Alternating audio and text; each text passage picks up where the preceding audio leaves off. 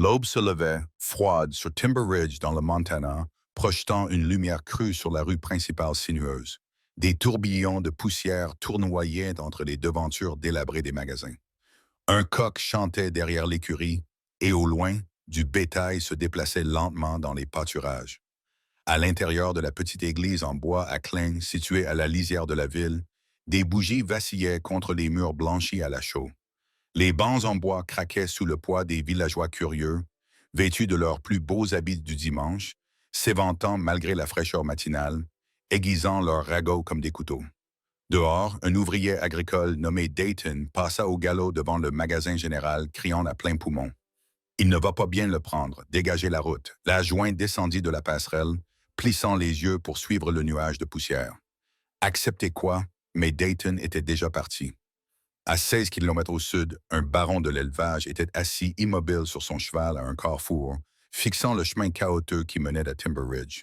Ses mains serraient les rênes jusqu'à ce que ses jointures blanchissent. Il expira bruyamment par le nez, et sa voix sortit rauque et brisée. Je n'aurais jamais dû la laisser partir. Il fit galoper son cheval. La poussière explosa derrière lui comme un jugement rapide derrière l'église, dans une pièce exiguë qui sentait le vieux bois et le savon. Valentina Müller se tenait devant un miroir fissuré, essayant de calmer sa respiration. La robe qu'elle portait était une simple robe en mousseline crème coussue, à partir d'un tissu que sa tante avait conservé plié dans un coffre en cèdre pendant des années.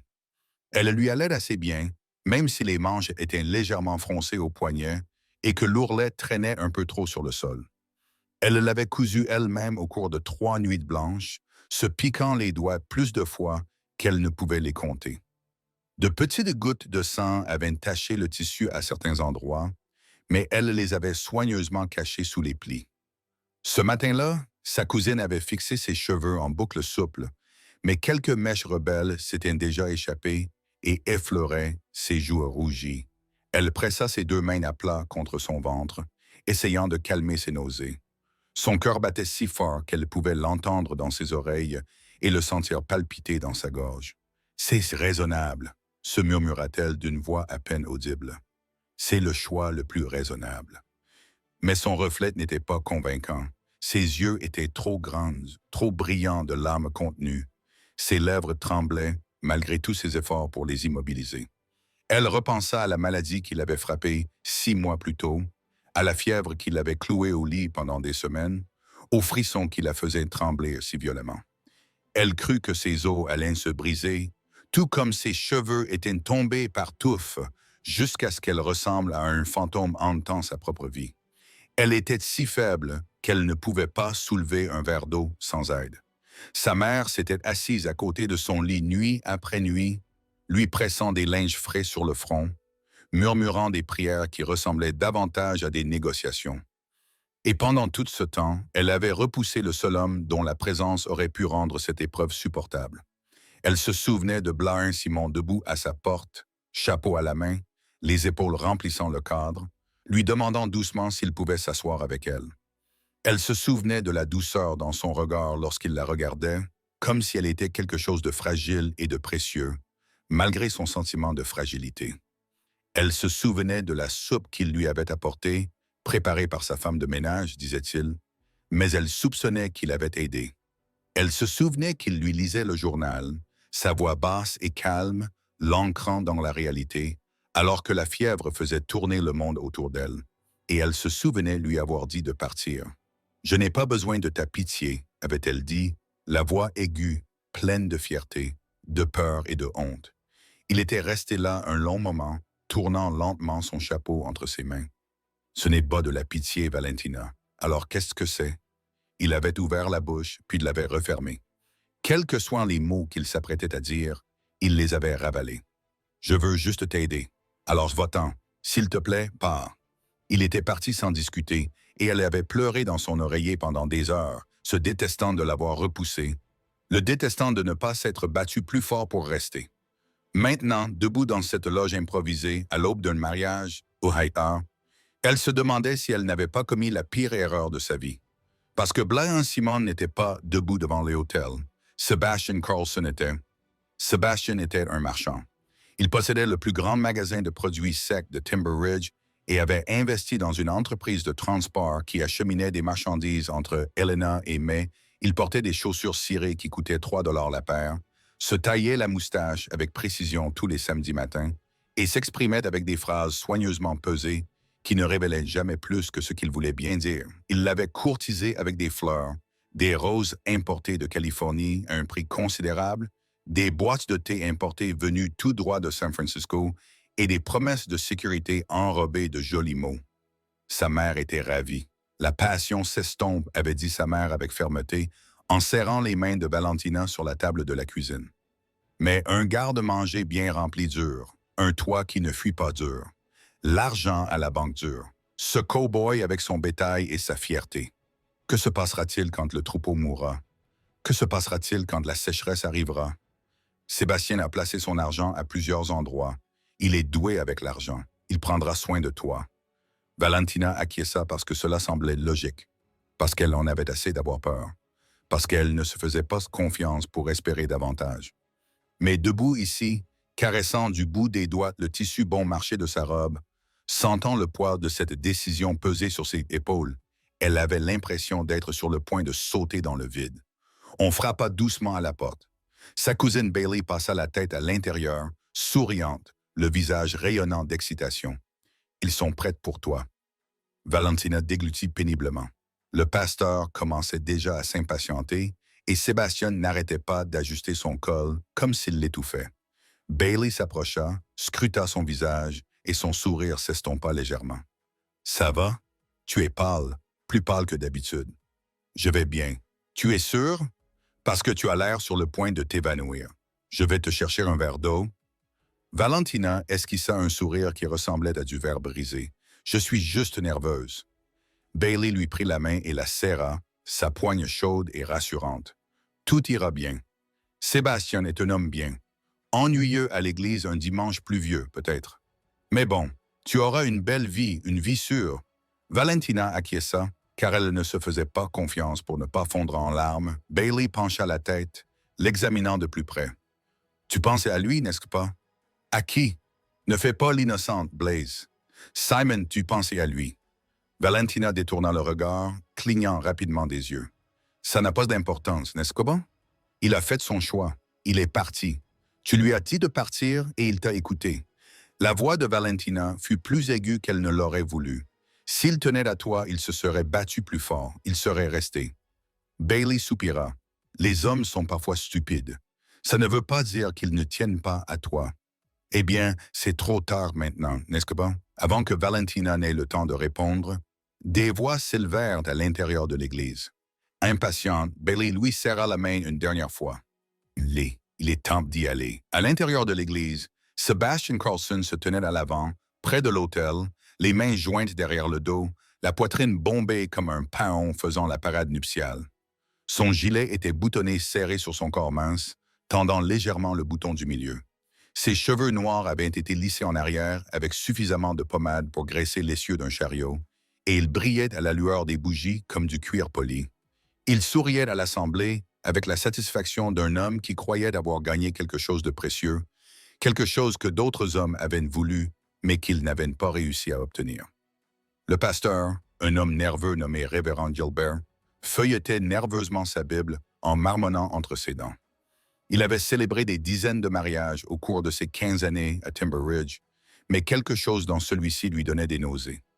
Peut-être était-ce la façon dont la mariée l'avait regardé pendant la répétition, comme un animal acculé cherchant à s'échapper. Peut-être étaient-ce les rumeurs qu'il avait entendues au sujet du baron de l'élevage qui la courtisait autrefois, celui qui avait cessé de venir en ville après qu'elle soit tombée malade. Peut-être était-ce simplement la tension dans l'air, si épaisse qu'elle en était suffocante. Quoi qu'il en soit, il voulait que cette cérémonie se termine rapidement. Les habitants de la ville remplissaient les bancs, chuchotant derrière leurs mains gantées et leurs éventails, leurs voix se mêlant en un murmure de spéculation et de jugement. Madame Fuentes se pencha vers sa voisine, une femme mince nommée Madame Lucero, et lui dit dans un murmure théâtral, « Elle a de la chance que Sébastien l'ait prise après qu'elle ait été si malade. La plupart des hommes ne l'auraient pas fait, pas après ce à quoi elle ressemblait. » Martha Ben Lucero acquiesça d'un air sage, surtout après qu'elle ait perdu tout ce poids. Elle avait l'air à moitié morte pendant des mois, comme un squelette enveloppé de peau. Eh bien, elle a l'air en assez bonne santé maintenant, peut-être encore trop maigre, mais mieux. Et Sébastien est un bon parti. Un revenu stable, une bonne réputation, une belle maison sur Pine Street. Mieux que ce rancher sauvage avec qui elle passait son temps. Madame Fuentes renifla. Blaise, Simon, cet homme a plus de fierté que de bon sens.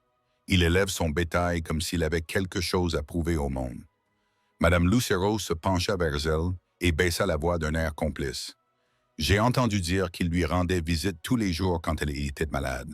Il lui apportait de la soupe, lui faisait la lecture, restait assis à son chevet pendant des heures, et elle le renvoyait. Elle est intelligente. À quoi sert l'amour quand on meurt de faim? La fierté ne paie pas les factures. Exactement. Au fond de l'église, un homme âgé nommé M. Macmillan s'éventait avec son chapeau et murmurait à sa femme « Tout ça me semble louche. » Sa femme lui donna un coup de coude dans les côtes. « Chut, Duncan, je dis juste ça comme ça. » La jeune fille a l'air de marcher vers sa propre pendaison. Cela ne nous regarde pas. Tout nous regarde dans une ville aussi petite. Il se déplaça sur son siège, le bois craquant sous lui. « Crois-moi, Margaret, il va se passer quelque chose. Il ne se passera rien. Arrête de dramatiser. » Mais M. Macmillan se contenta de secouer la tête et continua à s'éventer. Les portes arrière de l'église s'ouvrirent et Valentina entra dans l'allée. L'assemblée se retourna pour la regarder. Un bruissement collectif de tissus et de coups tendus, un murmure doux ondula dans la pièce comme le vent dans l'herbe. Elle était ravissante d'une manière fragile et incertaine. Sa robe brillait doucement à la lueur des bougies et ses boucles encailleraient son visage comme une auréole. Mais son sourire n'atteignait pas ses yeux, et quiconque y prêtait attention pouvait voir ses mains trembler, tandis qu'elle serrait un petit bouquet de fleurs sauvages. Des marguerites et des rudbecki reliés par un simple ruban. Elle avança lentement dans l'allée, chaque pas mesuré et délibéré, le cœur battant si fort qu'elle crut qu'il allait jaillir de sa poitrine. Elle garda les yeux fixés sur l'autel, refusant de regarder les visages qui l'observaient, refusant de prêter attention aux chuchotements qui la suivaient comme des ombres. Mais à mi-chemin dans l'allée, son regard se posa une seule fois sur les portes de l'église derrière elle, comme si elle s'attendait à ce que quelqu'un les enfonce, comme si elle espérait. À 10 miles au sud, Blaise Simon était sur le point de recevoir la pire nouvelle de sa vie. Lorsque Dayton avait galopé pour la première fois vers le pâturage nord ce matin-là, Blaise était en train de vérifier une section de la clôture qui lui avait causé des problèmes toute la semaine. Les bovins avaient le don de trouver le point le plus faible de toute clôture, et comme prévu, 3 poteaux étaient pourris près du ruisseau, où le sol restait humide et où le bois ne séchait jamais complètement. Il était en train d'enfoncer un nouveau poteau dans ce somme. Hall, les manches de sa chemise retroussées jusqu'au coude, la sueur assombrissant le tissu sur ses épaules, lorsqu'il entendit des bruits de sabots approcher rapidement. Il leva les yeux, plissant les paupières face au soleil, et vit Dayton arriver au grand galop, son chapeau s'envolant à mi-chemin à travers le pâturage, le visage rouge d'effort et quelque chose qui ressemblait à de la panique. Blaise se redressa, le marteau toujours à la main, fronçant les sourcils. « Qu'est-ce qui t'arrive? » Dayton freina son cheval dans un crissement de pneus. Les sabots de l'animal projetaient des nuages de terre et d'herbe. Il respirait si fort qu'il pouvait à peine parler, plié en deux sur sa selle, haletant. Elle se marie. Blanc essuya la sueur de son front avec le dos de sa main. Qui? Valentina. Valentina Muller. Dayton se redressa en inspirant profondément. Elle épouse Sebastian Carlson aujourd'hui, en ce moment même. La cérémonie est à 10 heures. Pendant un instant, Blahan ne réagit pas.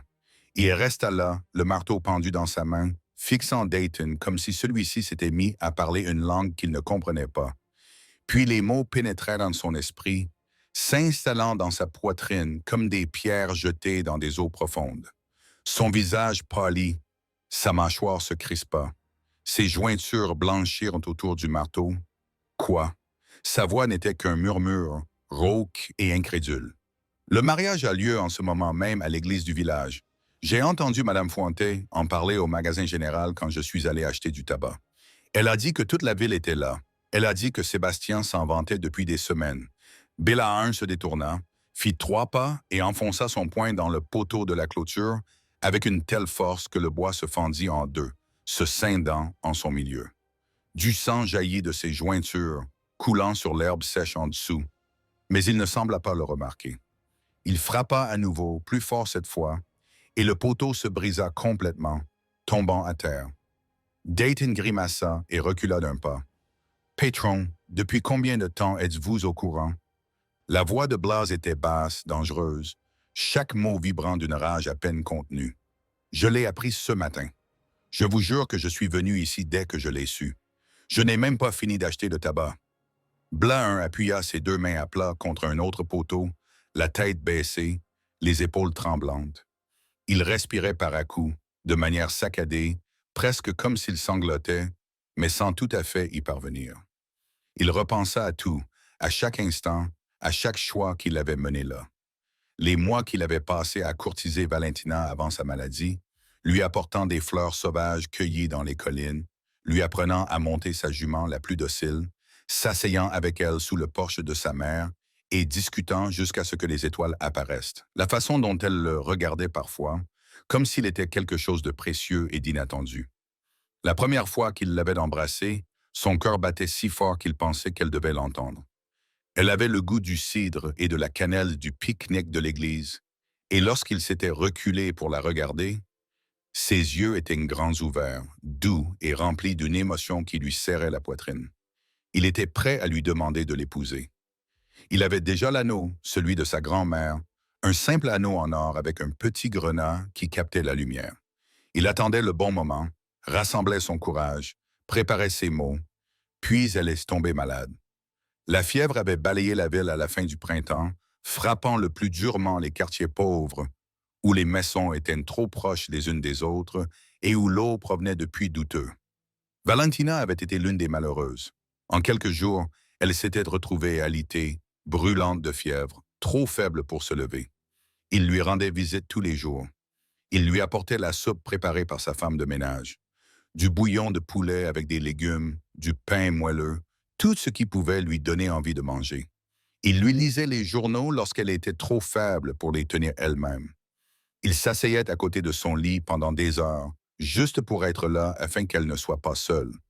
Mais elle était devenue plus froide à son égard, l'avait repoussé petit à petit, puis lui avait dit de partir. « Je n'ai pas besoin de ta pitié. » Ces mots résonnaient encore dans son esprit, tranchants et blessants. Il avait respecté ses souhaits.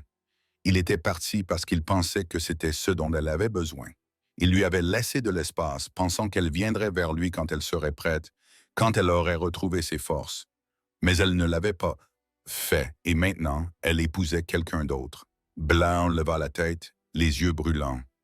Combien de temps ai-je? Dayton jeta un coup d'œil au soleil, calculant le temps. Peut-être 20 minutes, peut-être moins si le pasteur se dépêche. Blaine se retourna, se dirigea vers son cheval et se hissa en selle d'un mouvement fluide et habile. Son visage était figé comme du granit, chaque trait dur et déterminé. « Patron, qu'allez-vous faire? » Blain ne répondit pas. Il se contenta de lancer son cheval au galop et ne se retourna pas. Le trajet jusqu'à la ville fut un tourbillon de vitesse et de désespoir. Il poussa le cheval plus fort qu'il n'aurait dû, se penchant bas sur son encolure, l'incitant à aller plus vite à chaque foulée. Le vent déchirait son manteau et son chapeau, menaçant de les emporter. Il respirait par saccades, ce qui lui brûlait les poumons. Son esprit le devançait, déjà à l'église, la voyant déjà dans une robe de mariée, entendant déjà les vœux prononcés. Il ne pouvait pas laisser cela arriver. Il ne le laisserait pas arriver. Timber Ridge apparut à l'horizon, et il ne ralentit pas. Il fonça dans la rue principale, dispersant les poulets et manquant de renverser un chien qui traversa sa route. Les gens s'écartèrent en criant d'après lui. Mais il ne les entendait pas. Tout ce qu'il entendait, c'était les battements de son cœur qui résonnaient comme des tambours de guerre. L'église apparut, blanche, simple, dressée sur une petite colline à la lisière de la ville. Des chevaux étaient attachés devant. Des voix s'échappaient par les fenêtres ouvertes. Il s'arrêta brusquement, mit pied à terre avant que le cheval ne soit complètement immobilisé et resta là un moment, le souffle court, pour reprendre ses esprits. Puis il se dirigea vers les portes et les poussa pour les ouvrir. Les portes de l'église s'ouvrirent avec un bruit violent qui résonna dans le petit bâtiment comme un coup de feu. Le bruit était si fort, si inattendu, que plusieurs femmes poussèrent un cri. La poussière tourbillonna dans l'allée, emportée par le vent qui s'engouffra derrière l'homme debout dans l'embrasure de la porte. Toutes les têtes de l'assemblée se tournèrent d'un seul mouvement. Les femmes haltèrent, les mains sur la bouche. Les hommes se redressèrent sur leur siège, les yeux écarquillés. Le pasteur faillit laisser tomber sa Bible, mais il la rattrapa au dernier moment contre sa poitrine. Blâme. Simon se tenait dans l'encadrement de la porte, grand et large d'épaules, son manteau couvert de poussière, les cheveux ébouriffés par le vent et sauvage sous son chapeau. Sa poitrine se soulevait et s'abaissait au rythme de sa respiration haletante. La sueur perlait sur son visage. Son regard se fixa sur Valentina avec une intensité qui rendit l'atmosphère de la pièce lourde, dangereuse et électrique. Il ne regarda personne d'autre. Ni le marié, raide et sous le choc devant l'autel, ni le pasteur serrant sa Bible comme un bouclier, ni la centaine de pères Dieu qui le fixaient avec horreur et fascination. Juste elle. Il avança dans l'allée, ses bottes résonnant lourdement sur le parquet. Chaque pas mesuré, délibéré et imparable. Le bruit résonnait dans le silence stupéfait comme un battement de tambour, comme le tonnerre qui se rapproche. Valentina se tenait figée devant l'autel, le bouquet tremblant dans ses mains, les yeux écarquillés d'incrédulité, et quelque chose d'autre, quelque chose qui ressemblait dangereusement à de l'espoir. Le souffle coupé. Ses genoux fléchissaient. Sébastien se retourna, le visage rouge d'indignation. Que signifie tout cela? Blahan ne lui jeta même pas un regard. Il s'arrêta au milieu de l'allée, écarta les pieds à la largeur des épaules et éleva la voix afin que toutes les personnes présentes dans l'église puissent l'entendre clairement. « Elle est à moi. » Ces mots brisèrent le silence comme un rocher fracassant une vitre. Dehors, comme si c'était un signal, le cheval de Blas poussa un hennissement aigu et puissant qui résonna à travers les fenêtres ouvertes. Quelques personnes sursautèrent, quelqu'un dans les derniers rangs étouffa un rire nerveux. M. Macmillan se pencha vers sa femme et murmura d'une voix forte. « Eh bien, c'est bien mieux que le sermon de dimanche dernier. » Sa femme lui donna une tape sur le bras, mais ne put cacher son intérêt, les yeux écarquillés. Blahan fit un pas en avant, les yeux rivés sur le visage de Valentina. « J'ai été idiot de te laisser partir. J'ai été idiot de penser que ma fierté était plus importante que ça. Mais je ne suis pas assez idiot pour te laisser l'épouser, » bredouilla Sébastien, le visage passant du rouge au violet. « Tu ne peux pas débarquer ici et me regarder comme ça. » Blahan franchit la distance qui les séparait en 3 longues enjambées, tendit le bras et l'enroula autour de la taille de Valentina, l'attirant vers lui avec une intention claire. Son plan était simple, la faire tomber dans ses bras d'un geste dramatique, la porter hors de là, la mettre sur son cheval et s'enfuir avant que quelqu'un ne puisse l'arrêter. Mais le destin, avec son sens de l'humour et son timing habituel, avait d'autres plans. Alors qu'il l'attirait vers lui avec peut-être un peu trop d'enthousiasme, l'ourlet de sa robe, qui traînait déjà légèrement sur le sol, s'accrocha à un clou rouillé qui dépassait du bord du banc le plus proche. Ce clou était là depuis des mois. Un problème d'entretien que le révérend Gilbert avait l'intention de réparer, mais qu'il n'avait jamais pris le temps de faire. Il y eut d'une forte traction lorsque le tissu se coinça, un bruit de déchirure, et avant qu'aucun d'eux n'ait pu réagir, Valentina fut tirée en arrière, soudainement entraînée par sa robe accrochée. Blanc, complètement déséquilibré, trébucha en avant, et ils tombèrent tous les deux sur le sol dans un enchevêtrement de dentelles, de bottes, de poussière et de pure humiliation. L'assemblée eut le souffle coupé, comme si tout l'air de la pièce avait été aspiré. Valentina atterrit à moitié sur lui, son voile écrasé contre sa poitrine, ses boucles soigneusement épinglées tombant librement autour de son visage et dispersant des épingles sur le sol. Une de ses chaussures se détacha. Son bouquet s'envola de ses mains et dispersa des fleurs sauvages dans l'allée. Le chapeau de Blaze tomba de sa tête et roula sur plusieurs mètres, s'arrêtant contre la botte de quelqu'un. Son coude heurta le sol avec suffisamment de force pour lui envoyer une vive douleur dans le bras et le faire grogner. Pendant un instant, ils restèrent allongés là, stupéfaits, immobiles. Le visage de Valentina devint rouge comme le feu, brûlant de son cou jusqu'à la racine de ses cheveux. Oh, elle pouvait sentir les regards de toutes les personnes présentes dans l'église la transpercer. Elle pouvait entendre le silence choqué qui était en quelque sorte plus fort que n'importe quel bruit. Elle voulait que le sol s'ouvre et l'engloutisse. Elle voulait disparaître dans la terre et ne plus jamais être vue. Les oreilles de Blaise virèrent au rouge vif, couleur de la honte, qui se propagea jusqu'à son cou. Il avait imaginé ce moment de 100 façons différentes pendant le trajet désespéré vers la ville. Dramatique, romantique, triomphant. Mais pas une seule fois, dans aucun scénario, il ne s'était vu allongé sur le dos au milieu de l'allée centrale d'une église, sous le regard de la moitié de la ville, sa dignité éparpillée comme ses fleurs sauvages. Sébastien était figé devant l'autel, la bouche ouverte, l'air d'un homme qui ne savait pas s'il devait rire hystériquement ou s'évanouir. Le révérend Gilbert serrait sa Bible contre sa poitrine et murmurait « Seigneur, ayez pitié de nous tous, monsieur. » Macmillan se pencha à nouveau vers sa femme, sans même prendre la peine de chuchoter cette fois-ci. « Voilà un mariage dont je me souviendrai. » Madame Macmillan lui donna un coup de coude brusque, mais ne pouvait détacher ses yeux de la scène. Mais Blaise, malgré l'humiliation qui le consumait comme un feu de forêt, refusa de rester à terre, refusa de laisser ce moment les définir. Il se redressa sur un coude, regarda Valentina et lui demanda doucement, d'une voix rauque mais douce, « Tu es blessée ?» Elle secoua la tête en silence, incapable de parler à cause du nœud d'embarras, de confusion et de soulagement qui lui serrait la gorge. Il se releva avec autant de dignité qu'il put rassembler, ce qui n'était pas beaucoup, et se pencha pour l'aider à se relever. Ses mains étaient douces tandis qu'il la stabilisait, l'examinant attentivement pour s'assurer qu'elle n'était vraiment pas blessée. Puis, sans un mot, sans prêter attention à la foule qui les regardait, il se baissa, saisit fermement l'ourlet de sa robe et le détacha du clou d'un geste brusque et décisif. Le tissu se déchira dans un bruit audible, laissant une déchirure irrégulière dans l'ourlet. Mais il s'en moquait.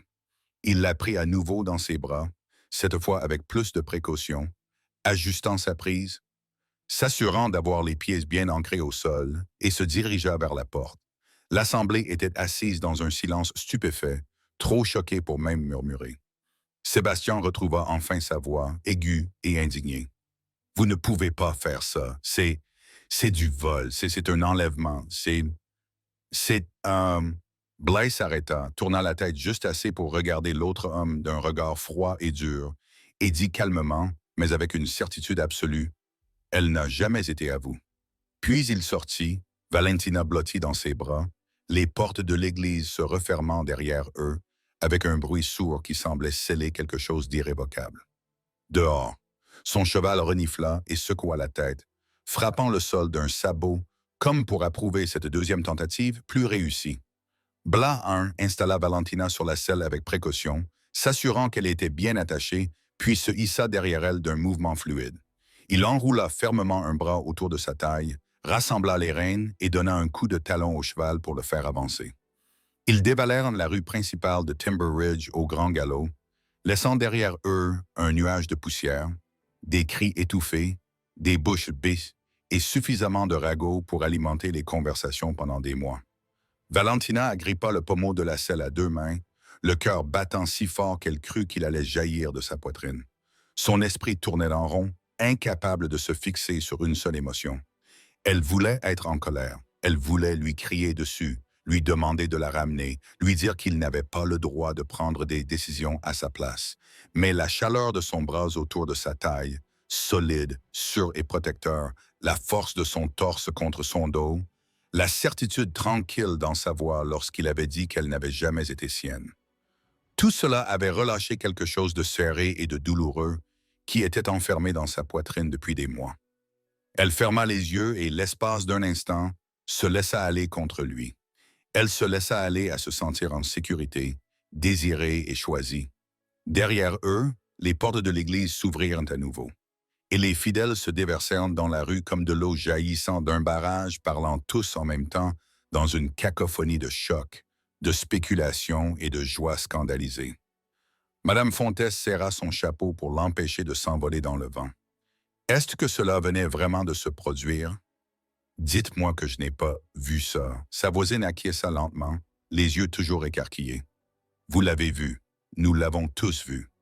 Sébastien apparut sur les marches de l'église, le visage rouge comme une tomate, les poings serrés sur les côtés, l'air d'un homme qui venait d'être humilié publiquement de la pire manière qui soit et qui ne savait pas comment réagir.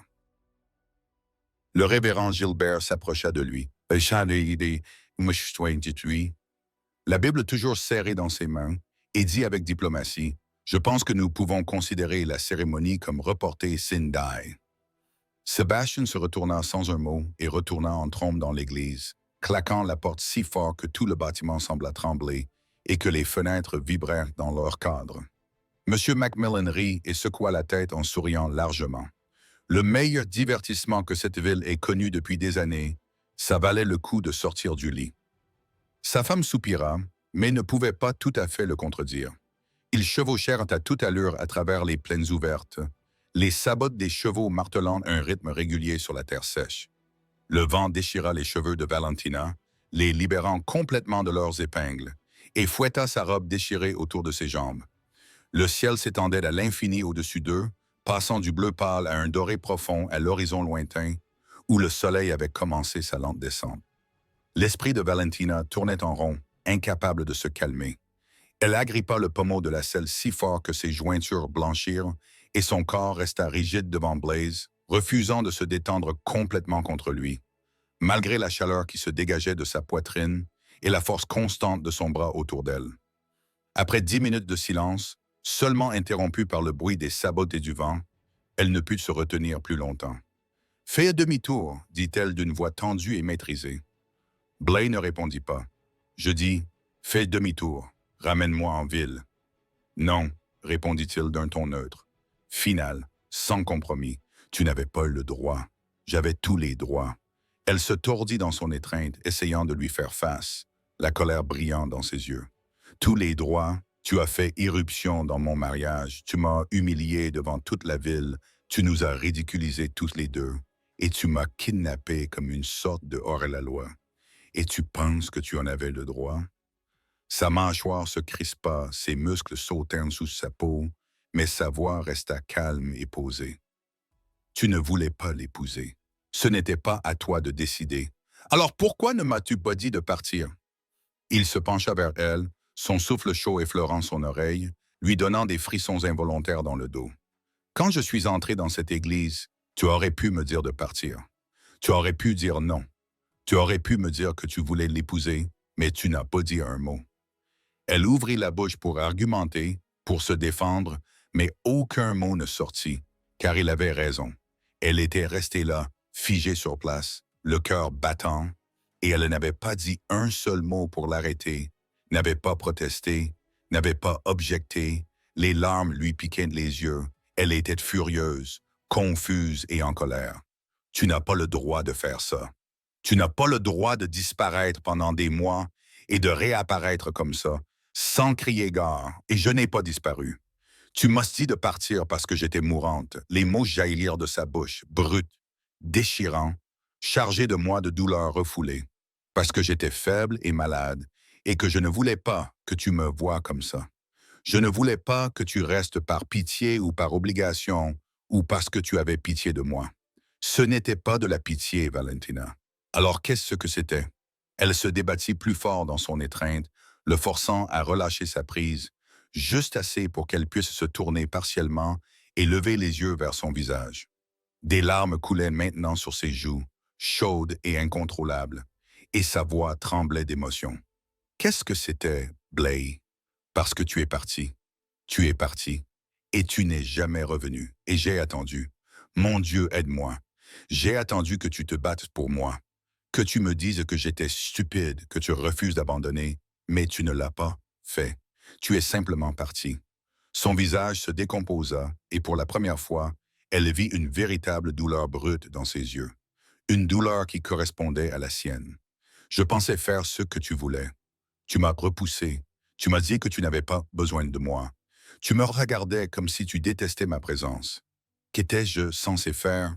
Tu aurais dû rester.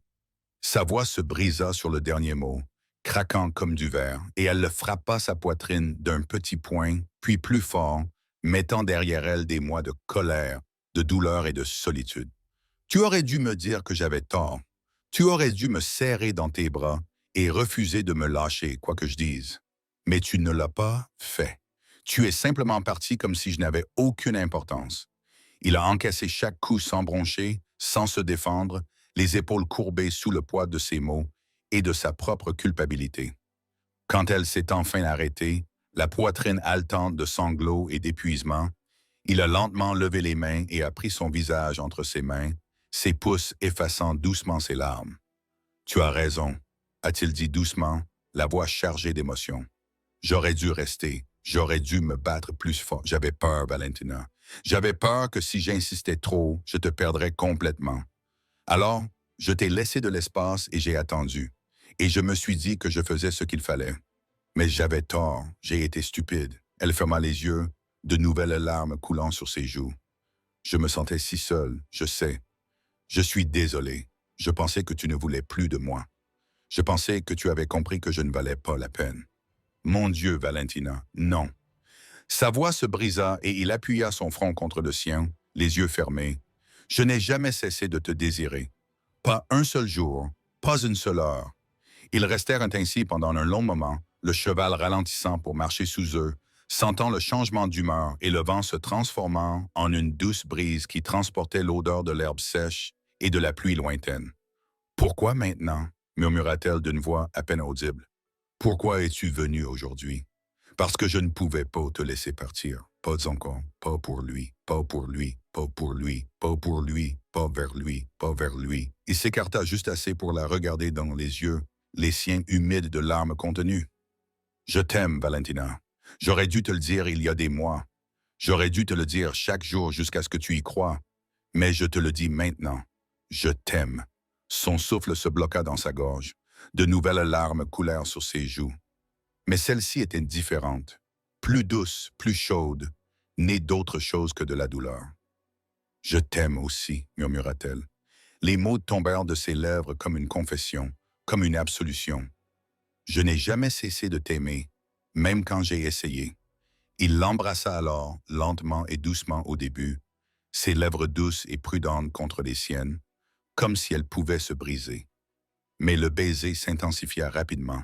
Des mois de désir et de regret, et un besoin désespéré s'y déversèrent comme de l'eau traversant un barrage. Elle se pencha vers lui, les mains agrippées au devant de sa chemise, serrant le tissu, et l'embrassa de tout son être, avec tout ce qu'elle avait retenu jusqu'alors. Le cheval s'arrêta complètement sous eux, totalement indifférent à leur drame, et se mit à brouter tranquillement un bout d'herbe sèche. Quand ils se séparèrent enfin, tous deux haletants et essoufflés, Valentina regarda autour d'elle et réalisa qu'ils étaient presque arrivés à son ranch. La maison principale se trouvait à un quart de mile devant eux, une solide structure de 2 étages avec un large porche, des murs blanchis à la chaux et une grange rouge sur le côté. De la fumée s'échappait de la cheminée, où sa gouvernante avait dû allumer un feu. Blain descendit le premier du cheval, puis tendit les bras et la souleva délicatement, ses mains s'attardant sur sa taille pour la stabiliser. Elle se tenait devant lui dans la lumière déclinante, sa robe déchirée traînant dans la poussière, les cheveux ébouriffés et détachés autour de ses épaules, les joues rougies et les yeux encore brillants de larmes. Pour la première fois depuis des mois, elle se sentait à nouveau elle-même. Cela semblait réel. Elle se sentait vivante. Il la conduisit à l'intérieur par la porte d'entrée et dans la pièce principale. La maison était simple mais bien entretenue. Le parquet était usé par des années d'utilisation. Une cheminée en pierre où crépitait un feu chaleureux. Des meubles solides et fonctionnels plutôt que décoratifs. Une lanterne posée sur la table diffusait une lumière dorée et chaude dans la pièce, projetant des ombres douces dans les coins. Valentina s'arrêta au milieu de la pièce, soudainement incertaine malgré tout ce qui venait de se passer.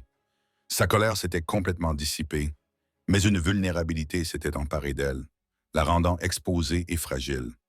Elle croisa les bras autour d'elle-même dans un geste défensif. Blain ferma doucement la porte derrière eux et se tourna vers elle. Pendant un instant, ils restèrent là, debout, face à face, dans la petite pièce, se regardant sous la lumière de la lampe. L'air entre eux était chargé de non-dits. Je suis désolé, dit-il doucement, rompant le silence. Pour tout, pour être parti alors que tu avais besoin de moi, pour ne pas m'être battu plus fort, pour t'avoir laissé penser, ne serait-ce qu'une seconde, que je ne tenais pas à toi. Elle déglutit péniblement, la gorge nouée. Moi aussi, je suis désolé de t'avoir repoussé, d'avoir été trop fier pour te dire que j'avais besoin de toi, d'avoir failli commettre la plus grande erreur de ma vie aujourd'hui. Il traversa la pièce en trois enjambées et la prit dans ses bras, la serrant fort contre sa poitrine, comme s'il pouvait la protéger de tout ce qui l'avait blessée. Elle enfouit son visage dans sa chemise et se laissa aller à pleurer. Elle pleura vraiment, de grands sanglots qui secouèrent tout son corps pour la première fois depuis des mois.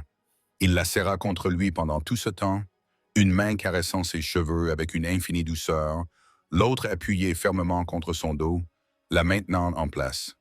Il murmura des excuses et des promesses dans ses cheveux, la voix rauque à cause de son émotion. Lorsque ses larmes finirent par se calmer et que sa respiration se stabilisa, elle s'écarta légèrement et le regarda à travers ses cils mouillés. Ses yeux étaient aussi rougis, son visage marqué par un mélange de tendresse, de douleur et d'amour. « Je ne veux pas te perdre à nouveau, » murmura-t-elle. « Tu ne me perdras pas, dit-il en prenant son visage entre ses mains, ses pouces caressant ses joues. Je te le jure, Valentina, tu ne me perdras pas. Je me battrai contre le ciel et l'enfer avant de te laisser partir à nouveau. » Il l'embrassa à nouveau, et cette fois-ci, il n'y eut ni hésitation ni incertitude. Ses mains se posèrent sur sa taille, la tirant vers lui jusqu'à ce qu'il n'y ait plus aucun espace entre eux. Ses doigts s'emmêlèrent dans ses cheveux, l'attirant vers eux. Le baiser devint avide, désespéré, rempli de tous ces mois de désir, de manque et de besoin. Il la souleva délicatement dans ses bras, cette fois-ci, en faisant attention aux encadrements de porte et aux meubles, et la porta vers la chambre, ouvrant la porte d'un coup d'épaule. La pièce était simple et masculine, avec un grand lit recouvert d'une couette usée que sa grand-mère avait confectionnée, une commode solide et une fenêtre donnant sur les plaines au loin. Il l'assit doucement sur le bord du lit, puis s'agenouilla devant elle, la regardant dans les yeux avec une expression si ouverte et vulnérable qu'elle en eut mal au cœur. « Tu es sûre ?» demanda-t-il doucement. « Parce qu'une fois que nous aurons fait ça, Valentina, je ne te laisserai plus jamais partir. Jamais.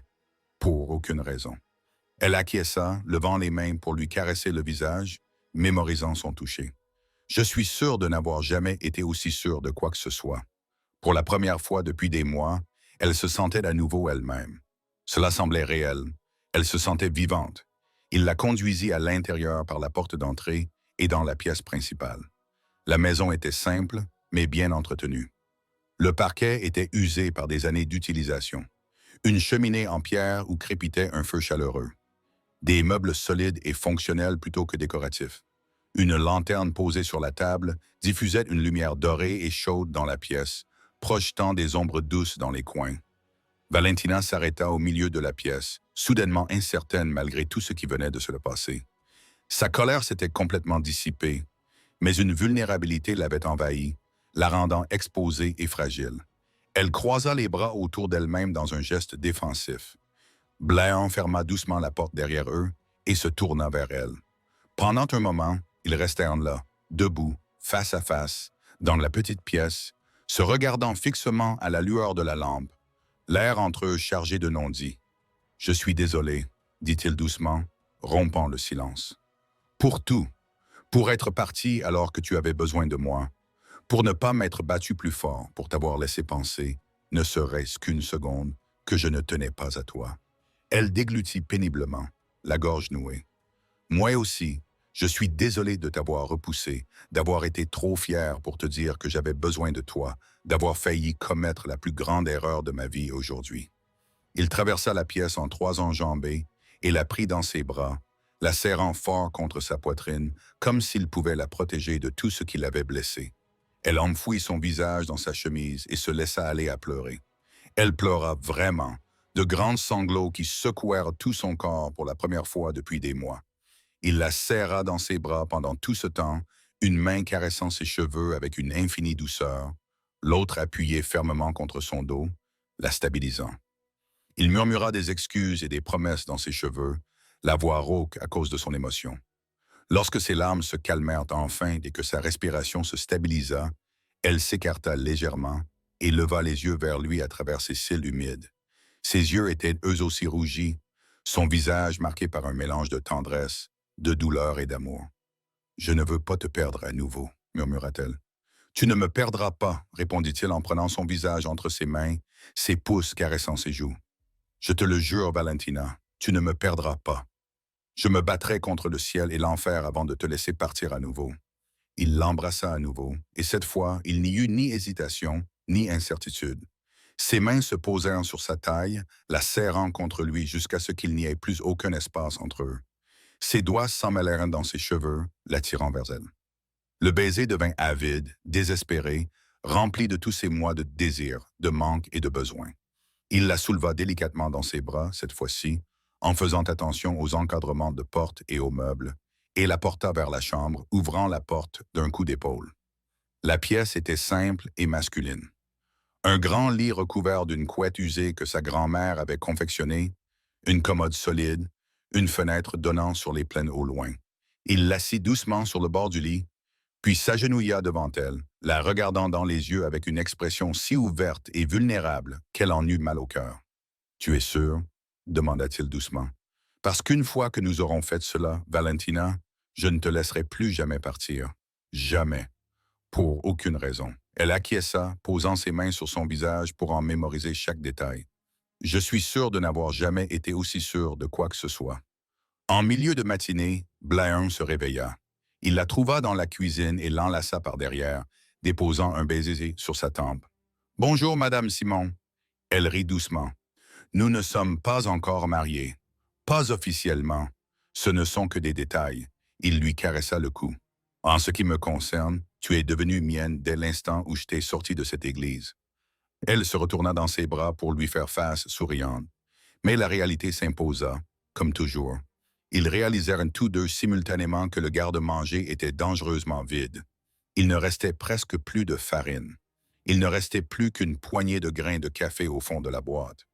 Le sucre avait complètement disparu. « Je vais aller en ville, » dit Blay en attrapant déjà ses bottes. Valentina secoua fermement la tête. « Non, j'irai. Je devrais bien finir par les affronter.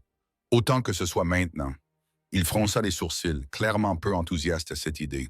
« Tu n'es pas obligé de le faire aujourd'hui. »« Si je le suis. » Elle redressa les épaules et leva le menton avec détermination. « Je ne me cacherai pas d'eux. Je n'ai pas honte de ce qui s'est passé. Et je ne vais pas commencer cette nouvelle vie en me cachant. » Il l'observa longuement, l'expression de son visage mêlant fierté et inquiétude, puis acquiesça lentement. « D'accord, mais je viens avec toi, » dit-elle en souriant, le cœur rempli de chaleur. Je n'en attendais pas moins. 1 heure plus tard, ils arrivèrent ensemble à Timber Ridge. Valentina portait une robe empruntée à la gouvernante de Blas, qui ne lui allait pas tout à fait. Dès qu'ils apparurent dans la rue principale, toutes les têtes se tournèrent vers eux, comme des aiguilles de boussole cherchant le nord. Des murmures les suivaient comme des ombres, se propageant d'une personne à l'autre, plus vite qu'un feu de forêt. Valentina gardait le menton levé et le regard droit devant elle, refusant de détourner les yeux ou de montrer sa faiblesse. Bléon resta près d'elle, sa présence formant un solide rempart de protection et de soutien. Ils mirent pied à terre devant le magasin général Macmillan, et Valentina prit une profonde inspiration pour se calmer avant de monter sur la passerelle. La cloche au-dessus de la porte émit un son métallique aigu qui résonna beaucoup trop fort dans le magasin soudainement silencieux.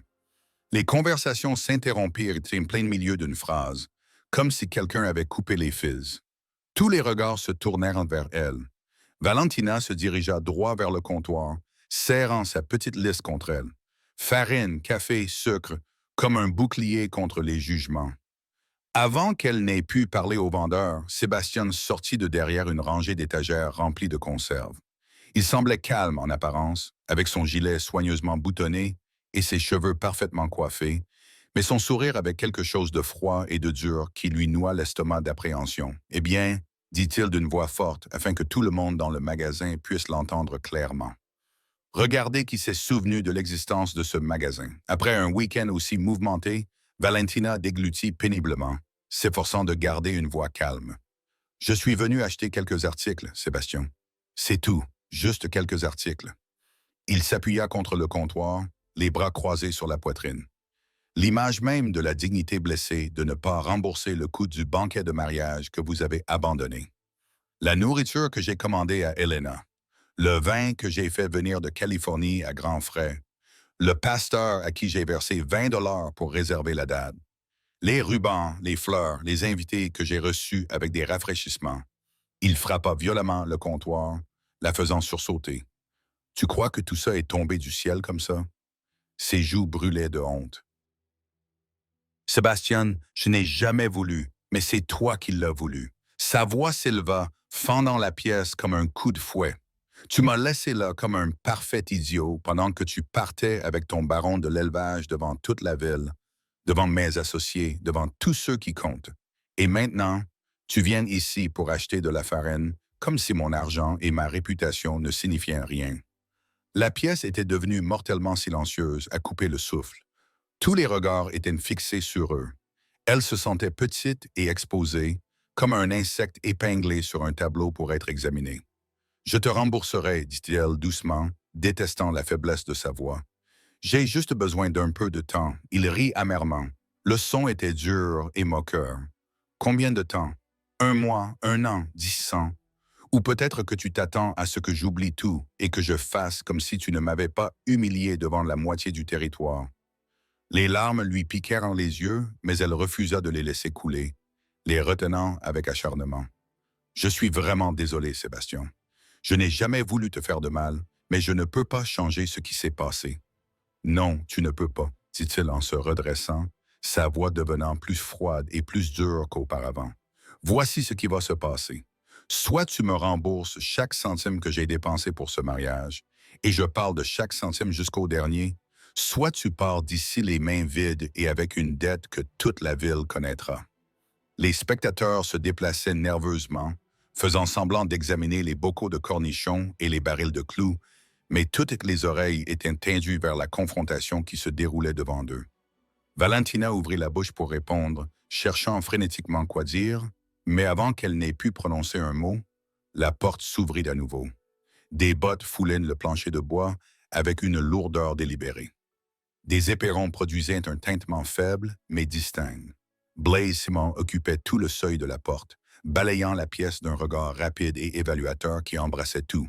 Le visage pâle et la posture défensive de Valentina, l'attitude suffisante et les bras croisés de Sébastien, la tension qui crépitait dans l'air comme l'électricité avant un orage. Il traversa la pièce en quelques longues enjambées, se déplaçant avec une détermination silencieuse, et vint se placer directement à côté de Valentina. Sa seule présence changea l'atmosphère du magasin, modifiant l'équilibre des pouvoirs.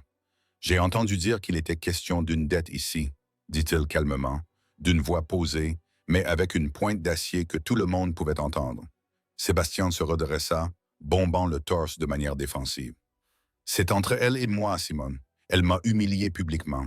J'ai dépensé beaucoup d'argent en toute bonne foi pour un mariage qui n'a jamais eu lieu.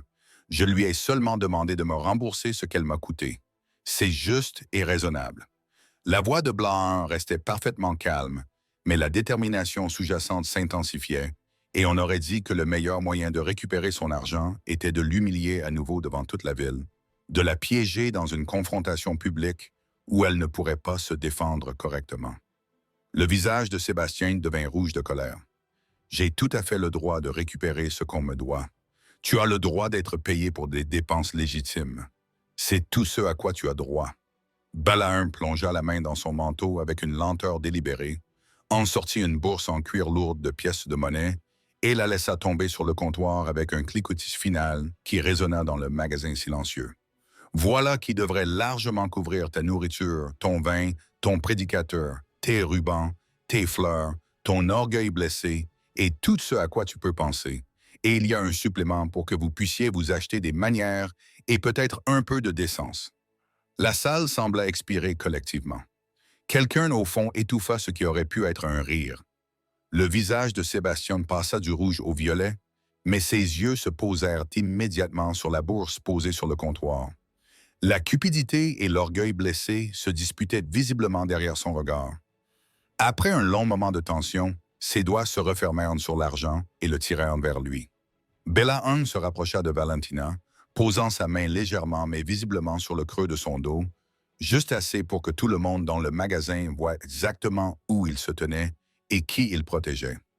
Si vous avez d'autres affaires à régler avec ma famille, dit-il à Sébastien, d'une voix toujours calme mais absolument définitive.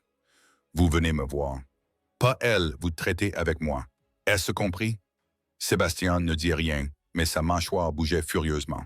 Bla-Un se tourna légèrement vers Valentina, son expression s'adoucissant immédiatement lorsqu'il la regarda. Pourquoi êtes-vous venu d'ici? Sa voix tremblait légèrement malgré tous ses efforts. Des fleurs, du café et un peu de sucre. Il lui adressa un petit sourire en coin qui n'était destiné qu'à elle.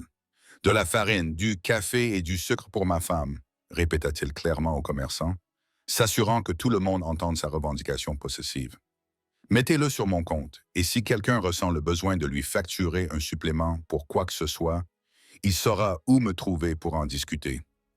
Quelques toussotements forcés retentirent dans le magasin, dissimulant mal des sourires discrets et des rires étouffés. Alors qu'ils sortaient ensemble dans la lumière éclatante du soleil matinal, un panier de provisions dans les mains de Blaise à la place des siennes, Valentina leva les yeux vers lui et lui dit doucement « Tu n'avais pas besoin de payer tout ça. C'était trop. » Il la regarda, les yeux chaleureux, fermes et pleins de certitude. « Si, j'avais besoin. Tu peux parfois douter de mon bon sens, Valentina, mais ne doute jamais de mes convictions. Jamais. » Pour la première fois depuis le début du chaos, son sourire venait du plus profond de son cœur. Les nouvelles se répandaient plus vite que les chevaux à Timber Ridge. Lorsque Blanc et Valentina revinrent au ranch cet après-midi-là, les provisions en poche et leur dignité presque intactes, une foule considérable s'était déjà rassemblée près de la clôture qui délimitait sa propriété. Les habitants de la ville s'alignaient le long de la route poussiéreuse, certains curieux, d'autres scandalisés, mais la plupart simplement impatients de connaître la suite de l'histoire la plus divertissante que la ville ait connue depuis des années. Et parmi eux, se tenant bien en évidence, l'air complètement fatigué et résigné à son sort, se trouvait le révérend Gilbert, sa Bible usée serrée dans ses deux mains, comme si elle pouvait le protéger de ce qui allait se passer. Blanc arrêta son cheval bien avant la foule, fronçant profondément les sourcils. Que se passe-t-il? Le révérend Gilbert s'avança, s'éclaircissant la gorge avec maladresse. Eh bien, Monsieur Simon, étant donné que le mariage d'hier a été interrompu de façon dramatique, et étant donné que vous avez passé la nuit ensemble sous le même toit sans être mariés, il semblait prudent et conseillé de terminer ce qui avait été commencé. Valentina rougit de honte. Elle enfouit son visage dans l'épaule de Blaise, souhaitant disparaître complètement. Blanc la serra protectivement dans ses bras, sa voix prenant un ton menaçant. Vous avez fait tout ce chemin jusqu'ici juste pour nous faire la leçon sur les convenances. Non, non, soupira lourdement le pasteur, l'air d'un homme qui avait tiré la courte paille. Je suis venu ici pour vous marier comme il se doit, avant que toute la ville ne décide que vous vivez dans le péché et que je doive écouter des plaintes à ce sujet pendant les 6 prochains mois. Blanc en regarda Valentina, un sourcil levé en signe d'interrogation. Qu'en penses-tu? Elle le regarda du coin de l'œil, le visage toujours caché, les joues encore brûlantes. Je pense qu'il est un peu tard pour se soucier des convenances. Il lui adressa un sourire sincère qui illumina tout son visage.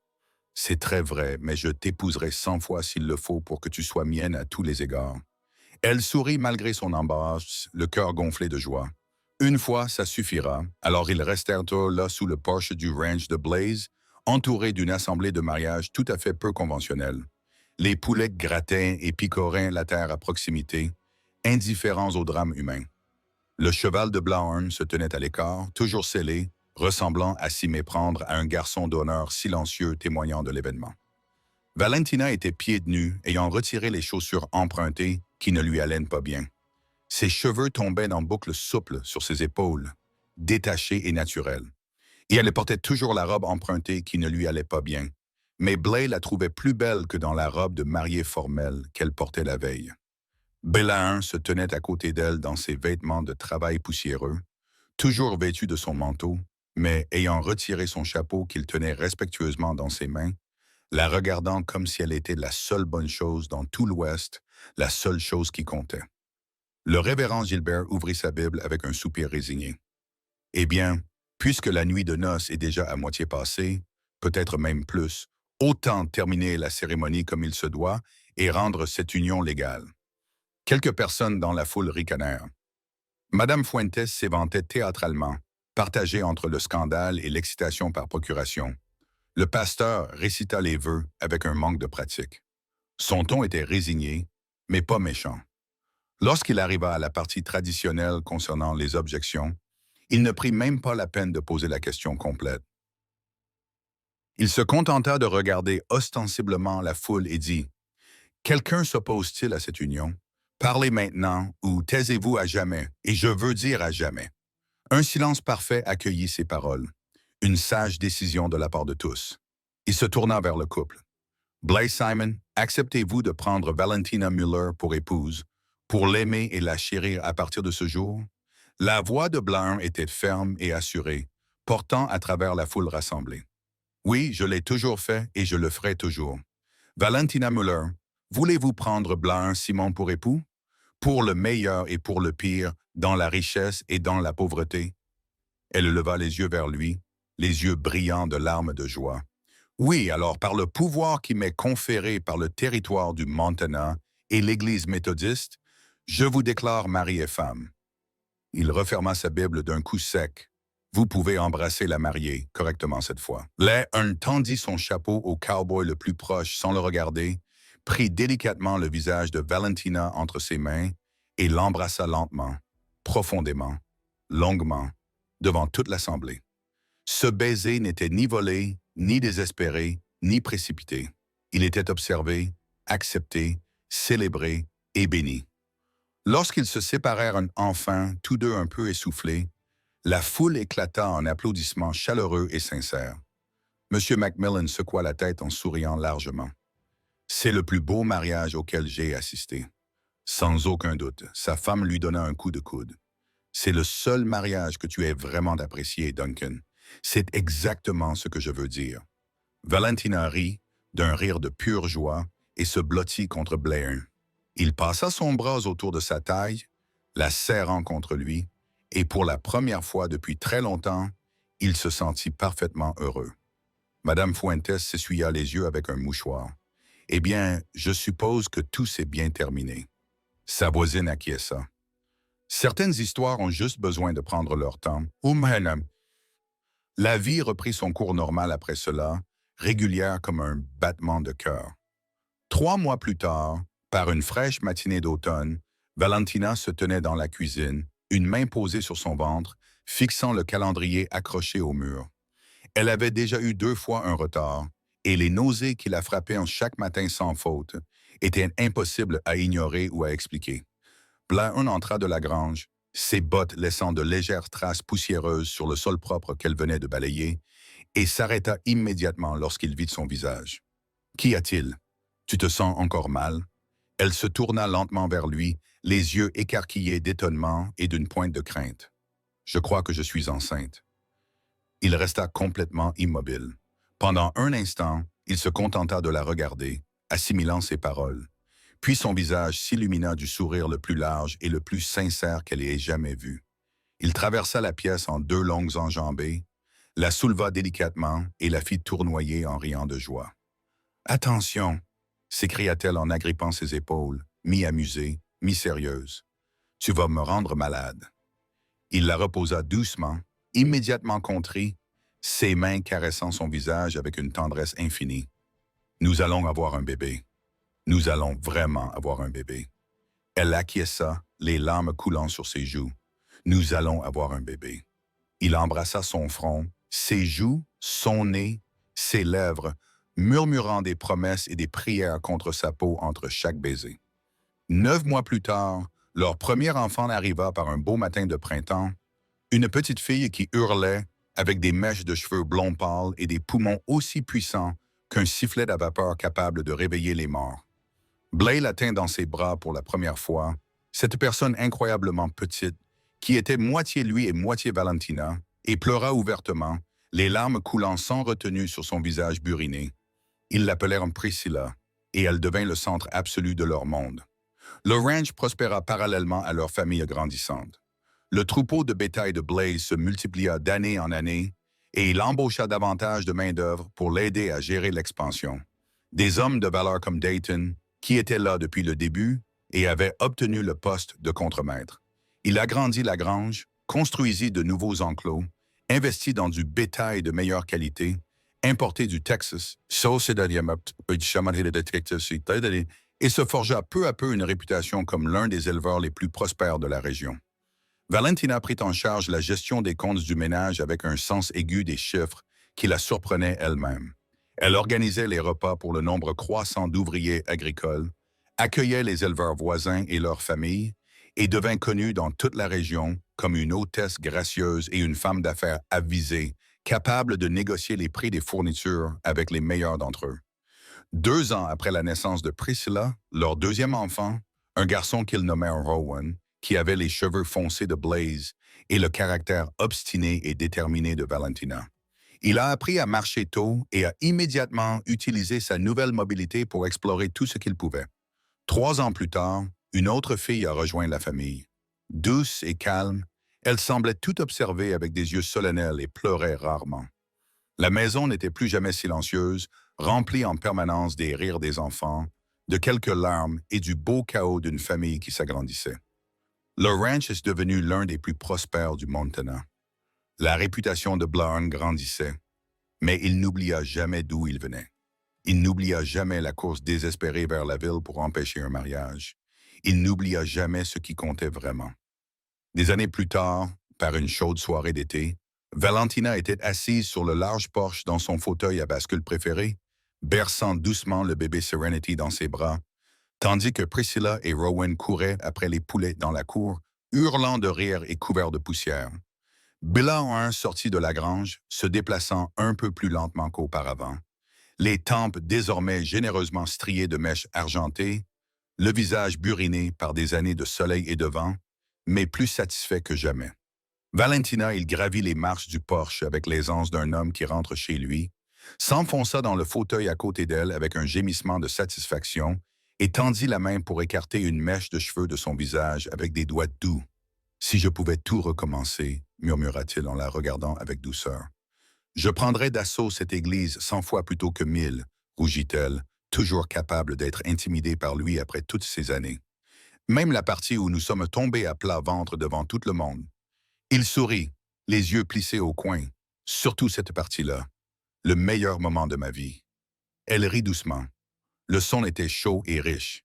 Tu es impossible, et tu m'aimes quand même. Que Dieu me vienne en aide.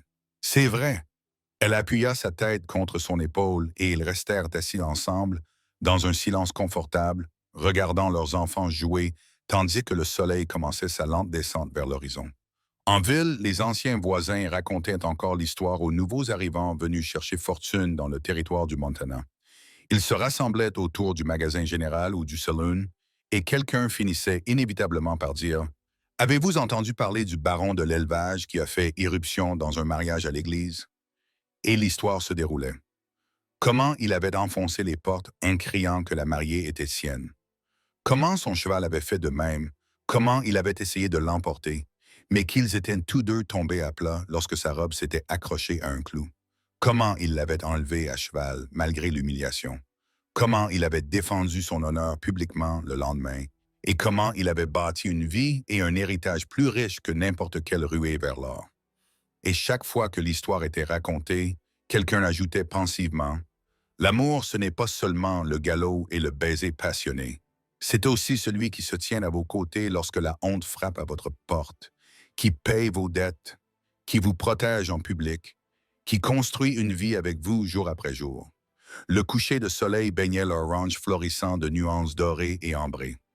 Le bétail paissait paisiblement sur les collines ondulantes. Les chevaux agitaient paresseusement leur queue pour chasser les mouches estivales.